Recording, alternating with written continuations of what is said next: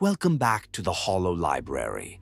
Tonight's story is The Masque of the Red Death by Edgar Allan Poe, 1842. One of the shortest things we've read on this channel, and one of the most suffocating. The Masque is about a party, and that's all I'll say about the plot. It's about a party and what happens at the party, and what the party means. Poe constructs it like a piece of music.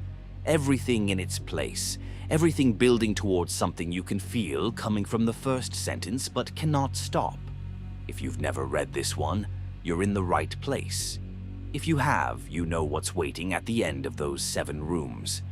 The Hollow Library is now on streaming platforms such as Spotify and Apple Podcasts if you want to take these haunting stories with you. Now, sit back and listen closely. The Red Death had long devastated the country. No pestilence had ever been so fatal or so hideous. Blood was its avatar and its seal, the redness and the horror of blood. There were sharp pains and sudden dizziness, and then profuse bleeding at the pores, with dissolution. The scarlet stains upon the body, and especially upon the face of the victim, were the pest ban which shut him out from the aid and from the sympathy of his fellow men. And the whole seizure, progress, and termination of the disease were the incidents of half an hour. But the Prince Prospero was happy and dauntless and sagacious.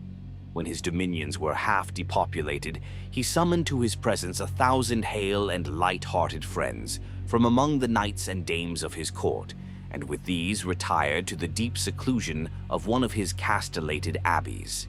This was an extensive and magnificent structure, the creation of the prince's own eccentric yet august taste.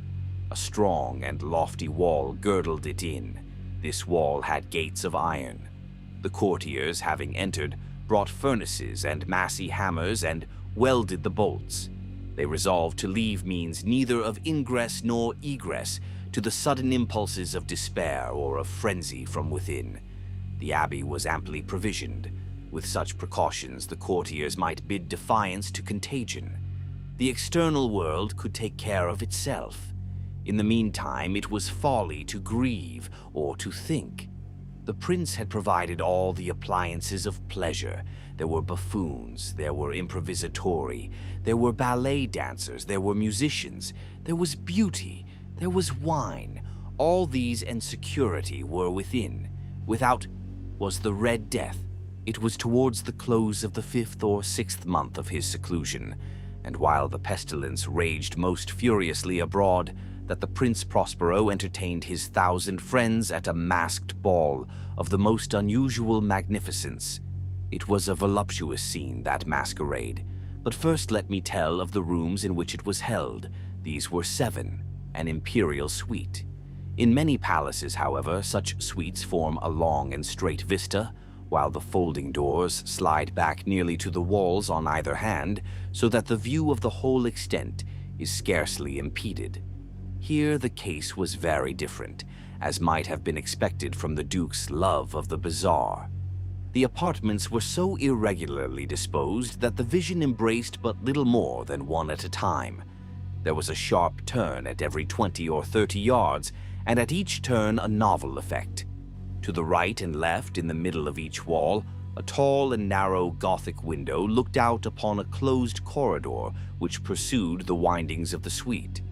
These windows were of stained glass whose color varied in accordance with the prevailing hue of the decorations of the chamber into which it opened. That at the eastern extremity was hung, for example, in blue, and vividly blue were its windows. The second chamber was purple in its ornaments and tapestries, and here the panes were purple. The third was green throughout, and so were the casements. The fourth was furnished and lighted with orange, the 5th with white, the 6th with violet. The 7th apartment was closely shrouded in black velvet tapestries that hung all over the ceiling and down the walls, falling in heavy folds upon a carpet of the same material and hue. But in this chamber only, the color of the windows failed to correspond with the decorations. The panes here were scarlet, a deep blood color. Now, in no one of the 7 apartments was there any lamp or candelabrum, amid the profusion of golden ornaments that lay scattered to and fro or depended from the roof. There was no light of any kind emanating from lamp or candle within the suite of chambers. But in the corridors that followed the suite, there stood, opposite to each window, a heavy tripod bearing a brazier of fire that projected its rays through the tinted glass and so glaringly illumined the room. And thus were produced a multitude of gaudy and fantastic appearances. But in the western or black chamber, the effect of the firelight that streamed upon the dark hangings through the blood-tinted panes was ghastly in the extreme, and produced so wild a look upon the countenances of those who entered, that there were few of the company bold enough to set foot within its precincts at all. It was in this apartment also that there stood against the western wall a gigantic clock of ebony. Its pendulum swung to and fro with a dull, heavy, monotonous clang, and when the minute hand made the circuit of the face and the hour was to be stricken, there came from the brazen lungs of the clock a sound which was clear and loud and deep and exceedingly musical, but of so peculiar a note and emphasis that, at each lapse of an hour, the musicians of the orchestra were constrained to pause momentarily in their performance to hearken to the sound, and thus the waltzers perforce ceased their evolutions, and there was a brief disconcert of the whole gay company. And while the chimes of the clock yet rang, it was observed that the giddiest grew pale, and the more aged and sedate passed their hands over their brows as if in confused reverie or meditation. But when the echoes had fully ceased, a light laughter at once pervaded the assembly. The musicians looked at each other and smiled as if at their own nervousness and folly, and made whispering vows, each to the other, that the next chiming of the clock should produce in them no similar emotion. And then, after the lapse of 60 minutes, which embrace 3,600 seconds of the time that flies, there came yet another chiming of the clock, and then were the same disconcert and tremulousness and meditation as before. But, in spite of these things, it was a gay and magnificent revel. The tastes of the Duke were peculiar. He had a fine eye for colors and effects. He disregarded the decora of mere fashion. His plans were bold and fiery, and his conceptions glowed with barbaric luster. There are some who would have thought him mad. His followers felt that he was not. It was necessary to hear and see and touch him to be sure that he was not. He had directed, in great part, the movable embellishments of the 7 chambers upon occasion of this great fete, and it was his own guiding taste which had given character to the masqueraders. Be sure they were grotesque. There were much glare and glitter and piquancy and phantasm, much of what has been since seen in Hernani. There were arabesque figures with unsuited limbs and appointments. There were delirious fancies such as the madman fashions.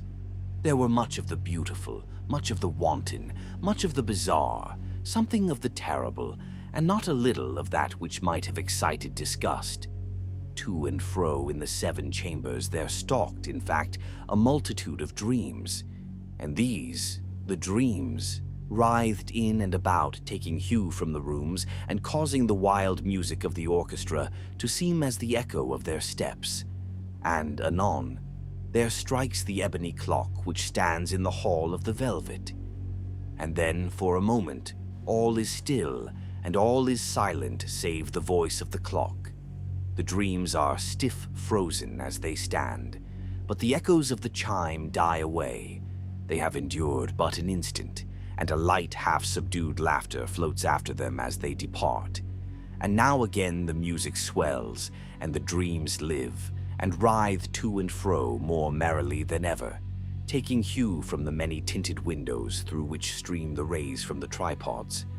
But to the chamber which lies most westwardly of the 7, there are now none of the maskers who venture, for the night is waning away, and there flows a ruddier light through the blood-colored panes, and the blackness of the sable drapery appalls, and to him whose foot falls upon the sable carpet, there comes from the near clock of ebony a muffled peal more solemnly emphatic than any which reaches their ears who indulged in the more remote gaieties of the other apartments.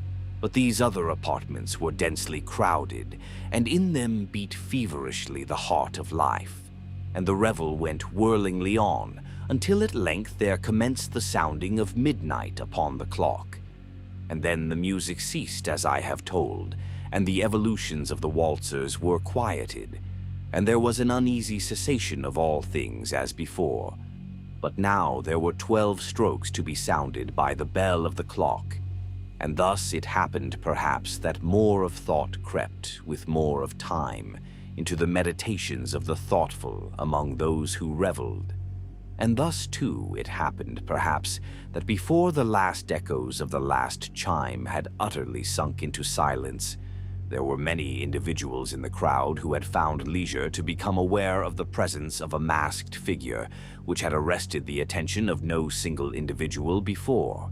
And the rumor of this new presence having spread itself whisperingly around, there arose at length from the whole company a buzz or murmur, expressive of disapprobation and surprise, then, finally, of terror, of horror, and of disgust. In an assembly of phantasms such as I have painted, it may well be supposed that no ordinary appearance could have excited such sensation.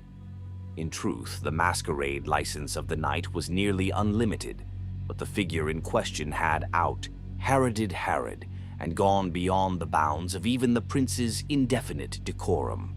There are chords in the hearts of the most reckless which cannot be touched without emotion, even with the utterly lost, to whom life and death are equally jests. There are matters of which no jest can be made. The whole company, indeed, seemed now deeply to feel that in the costume and bearing of the stranger, neither wit nor propriety existed. The figure was tall and gaunt, and shrouded from head to foot in the habiliments of the grave.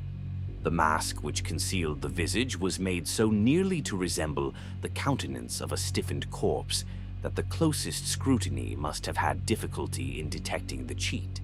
And yet all this might have been endured, if not approved, by the mad revelers around. But the mummer had gone so far as to assume the type of the Red Death. His vesture was dabbled in blood, and his broad brow, with all the features of the face, was besprinkled with the scarlet horror. When the eyes of the Prince Prospero fell upon this spectral image, which, with a slow and solemn movement, as if more fully to sustain its role, stalked to and fro among the waltzers, he was seen to be convulsed, in the first moment, with a strong shudder, either of terror or distaste, but in the next, his brow reddened with rage. "Who dares," he demanded hoarsely of the courtiers who stood near him, "who dares insult us with this blasphemous mockery? Seize him and unmask him, that we may know whom we have to hang at sunrise from the battlements." It was in the eastern or blue chamber in which stood the Prince Prospero as he uttered these words. They rang throughout the 7 rooms loudly and clearly, for the prince was a bold and robust man, and the music had become hushed at the waving of his hand. It was in the blue room where stood the prince, with a group of pale courtiers by his side. At first, as he spoke, there was a slight rushing movement of this group in the direction of the intruder, who at the moment was also near at hand, and now, with deliberate and stately step, made closer approach to the speaker. But from a certain nameless awe with which the mad assumptions of the mummer had inspired the whole party, there were found none who put forth hand to seize him, so that, unimpeded, he passed within a yard of the prince's person, and while the vast assembly, as if with one impulse, shrank from the centers of the rooms to the walls, he made his way uninterruptedly, but with the same solemn and measured step which had distinguished him from the first, through the blue chamber to the purple, through the purple to the green, through the green to the orange, through this again to the white, and even thence to the violet, ere a decided movement had been made to arrest him. It was then, however, that the Prince Prospero, maddening with rage and the shame of his own momentary cowardice, rushed hurriedly through the 6 chambers, while none followed him on account of a deadly terror that had seized upon all.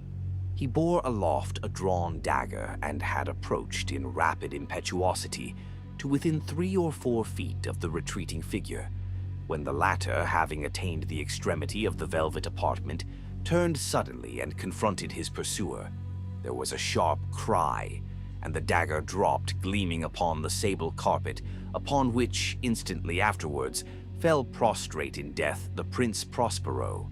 Then, summoning the wild courage of despair, a throng of the revelers at once threw themselves into the black apartment, and seizing the mummer, whose tall figure stood erect and motionless within the shadow of the ebony clock, gasped in unutterable horror at finding the grave cerements and corpse-like mask, which they handled with so violent a rudeness, untenanted by any tangible form.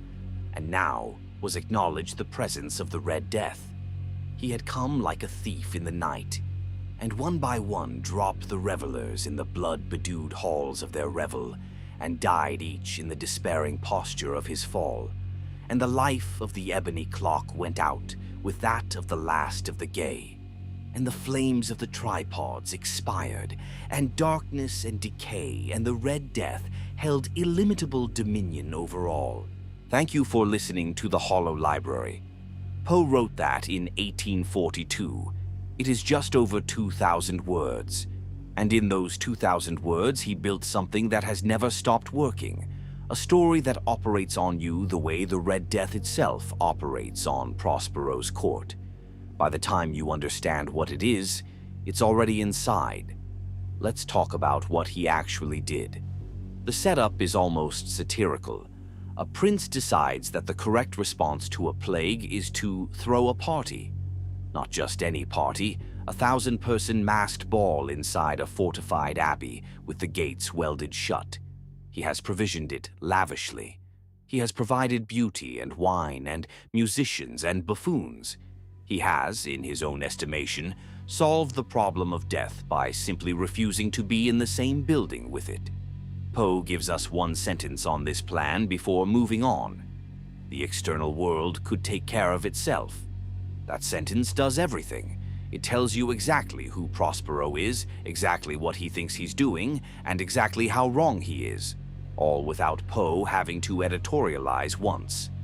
The external world, as if death were an inconvenience happening to other people, something that could be managed by good walls and better catering. This is not a story about a plague. It is a story about the particular kind of madness that wealth produces. The belief that enough resources, enough walls, enough distraction can place you outside the reach of the things that kill everyone else. The 7 rooms are where Poe earns his reputation as a craftsman. They run east to west, blue, purple, green, orange, white, violet, black, each lit by firelight through stained glass of the same color as the room, except the last, where the glass is scarlet. Blood-colored light in a black room. No one goes in that room. The story tells us this plainly. The dancers drift through the other 6, alive and warm and loud, but none of them venture west. The black room sits there at the end of the suite, empty, the clock ticking inside it. Poe never says what the rooms represent. He doesn't have to. East to west is sunrise to sunset, the progression of a single day or a single life. Blue, youth, the beginning, the cool morning. The rooms growing warmer, more vivid, orange and white, the middle of the day. And then the violet, the last color before dark, and beyond it the black room with its blood-colored windows. The whole party is happening in rooms that are a map of human life from birth to death. And none of the revelers have noticed, because noticing would require them to look at the last room, and nobody goes in there. The clock is in that room. Of course it is. The clock is the most terrifying object in Poe's entire body of work, and that includes the beating heart under the floorboards, and that is saying something. It strikes every hour. When it strikes, everything stops. The musicians stop playing. The dancers stop dancing. Everyone in the party, for just a moment, goes quiet and pale.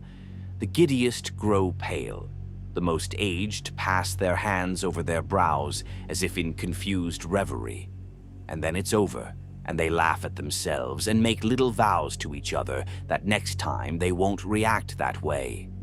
And then 60 minutes pass, and it happens again, and again, and again. Poe tells us exactly how long 60 minutes is: 3,600 seconds of the time that flies. That is a devastating sentence, the time that flies. He is making you feel the passage of it, making you count. The clock is not just a prop in this story. It is the story's central argument. Every hour, without fail, reality intrudes on the fantasy. Every hour, the party stops. Every hour, for just a moment, everyone in that room remembers that they are mortal. And every hour, they choose to forget again. This is what Prospero has built, not a sanctuary, a machine for the performance of forgetting. The whole elaborate apparatus, the rooms, the costumes, the music, the wine, exists to help people not think about the clock in the black room. It doesn't work. It never works. The clock keeps ticking. The figure arrives at midnight. Poe's timing is exact. Not 10 o'clock, not 2 in the morning. Midnight, the moment when one day dies and another begins, when the clock must strike 12 instead of 1 or 2 or 6, when it rings longer and louder than at any other hour, when there is simply more time for thought to creep in. And into that moment of maximum stillness, the figure walks. He is tall and gaunt. He is dressed in the habiliments of the grave. His mask resembles the face of a stiffened corpse so closely that people can barely tell it's a mask. And he has costumed himself as the Red Death, the specific plague from which everyone in this room is hiding. His clothes are dabbled in blood. His brow is besprinkled with the scarlet horror. The party has been full of grotesque costumes all night. Poe was specific about this. There were arabesque figures with unsuited limbs, delirious fancies such as the madman fashions. Nobody batted an eye at any of them. But this figure, this one, stops the room. Because everyone knows. They don't know consciously. They can't articulate it. But the chord that gets struck when the figure walks in is the same chord the clock strikes every hour, and everyone in that room has been trying not to hear it all night. The figure is not a person in a costume. The figure is the thing the costume is about. The figure is what they came here to escape, and it is already inside the walls. Prospero's response is fury. He demands to know who dares. He orders the figure seized and unmasked. He is outraged, personally and politically, that someone has had the audacity to bring death into his party. He chases the figure through all 7 rooms himself, dagger in hand, while his courtiers, paralyzed with something they cannot name, refuse to follow. The figure walks with the same slow, solemn, measured step through every room. Blue to purple to green to orange to white to violet. The whole map of human life traversed calmly, unhurriedly, with Prospero screaming behind it. And then it enters the black room, and Prospero follows it into the black room. He had welded the gates. He had provisioned the abbey. He had provided every appliance of pleasure. He had done everything a man with unlimited resources could do to keep death outside his walls. He ran straight at it with a dagger. There is a sharp cry. The dagger falls. Prospero falls. And when the revelers finally summon the courage to seize the figure, they find the grave cerements and the corpse mask untenanted by any tangible form. There was never anyone inside the costume. There was never anyone to seize. You cannot grab hold of the Red Death. You cannot unmask it. You cannot threaten it with execution at sunrise. It has no face beneath the mask because it is not a person. It is a fact. It is the fact that everything ends, and it does not care about your walls or your gates or your dagger or your party. The last paragraph is 6 sentences. I want to read it again because it is one of the most perfectly constructed endings in the English language. And now was acknowledged the presence of the Red Death. He had come like a thief in the night, and one by one dropped the revelers in the blood-bedewed halls of their revel, and died each in the despairing posture of his fall. And the life of the ebony clock went out with that of the last of the gay, and the flames of the tripods expired, and darkness and decay and the Red Death held illimitable dominion over all. 6 sentences, each beginning with "and." Not then, and. The word that connects things that happen simultaneously, inevitably, as part of the same event. And. The repetition creates the feeling of a list being completed. The revelers die. The clock dies. The fires go out.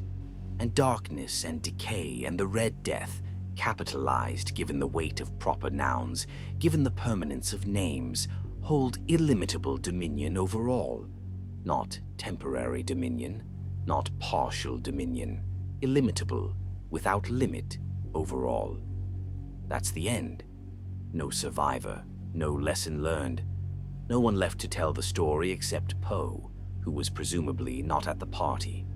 Just the dark, and the silence, and the Red Death having gotten in the way it always gets in.